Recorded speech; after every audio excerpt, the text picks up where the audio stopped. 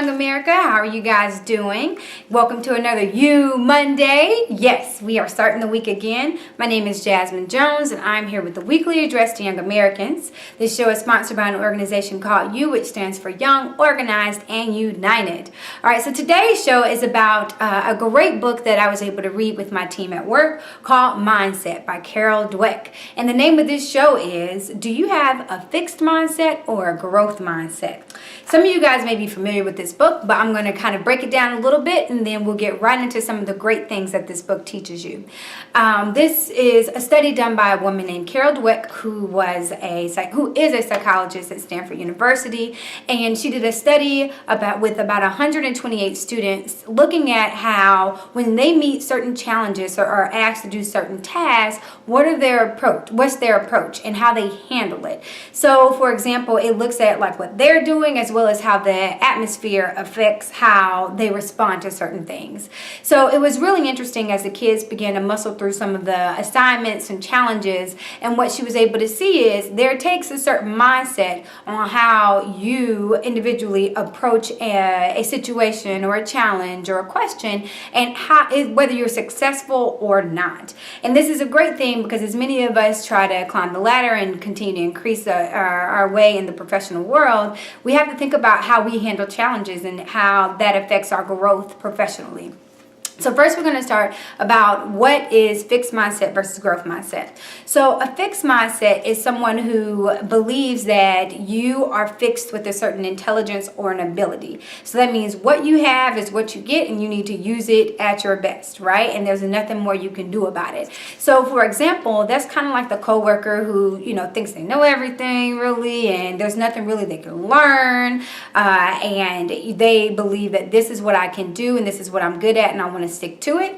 And then when there are challenges that come up their way, or if there are challenges to solve, they may shy away saying that that's not my forte, I can't do that. That's more of a fixed mindset.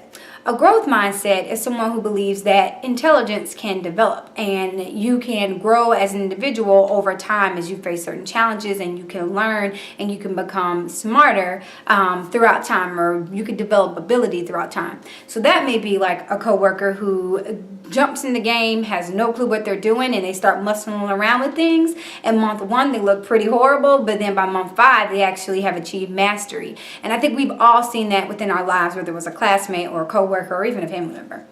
Well, long story short, as young people, I'm pretty sure we all put ourselves in the mindset of a growth mindset. However, what I was able to take away from this is that many of us are in a spectrum of fixed and growth. And it could be professionally, yes, but also personally we may be mixed there, as well as in relationships. Lots of things. We can have certain fixed mindsets on, and we can have growth mindsets. So the reason I want to talk to you today is because there were certain takeaways that are very important from that book that can affect your growth as a young professional. So let's dive in. And just to tell you, I have note cards because I want to read quotes from the book. So the first one is value development. So I know a lot of us like to make an A on our assignment, and we want to just master it and be like the bright shiny star.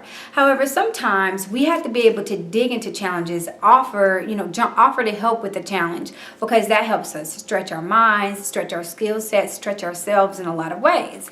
And one quote from the book says it like this: picture your brain forming new connections as you meet the challenge and learn, then keep going. So value that development that you have. If you see a challenge and you're not really sure how to do it, jump in there and see how you grow from being able to handle it, figure out how to handle it.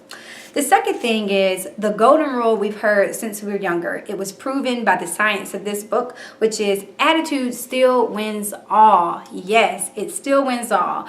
And I think that's one thing that just doesn't come natural, to everybody. Some people have a very go-getter, I'm going to win attitude. Some people have a very competitive attitude. Some people have a very meek and mild attitude, like I am who I am, I'm fine, I'm happy with who I am, and if I can get this, blah, blah, blah.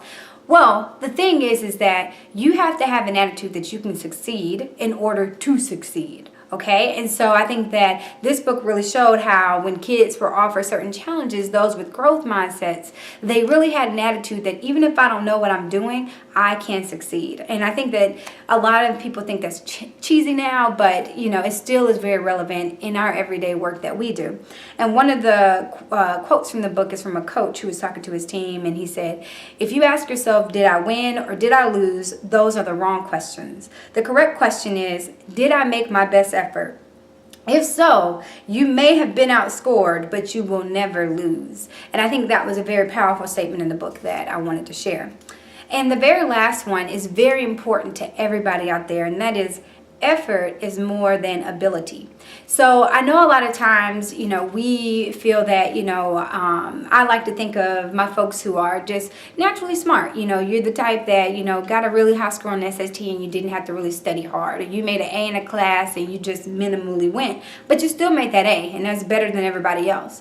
Well, the thing is that it's still important at all times not to just lean and rest on that ability, but to challenge and push that ability, because how much more could you be if you did that? How much smarter, how much more successful could you be if you really pushed yourself? So one of the things that came from the book, and this is my last quote, is no matter what your ability is, effort is what ignites that ability and turns it into accomplishment. So I think I want to use this line as a way to inspire those who are just naturally smart and talented and gifted, but also those who really struggle and really want to achieve something and really want to be something. Let that be your golden rule, that effort is more than ability, and it will really ignite what you're trying to do and help you accomplish things. So hopefully some of these takeaways are cool. You can get this book online and at Barnes & Nobles. It's excellent, and I think it's great for both professionally, personally, and relationship-wise. Thanks so much for tuning in today, and we'll see you next week. Bye-bye.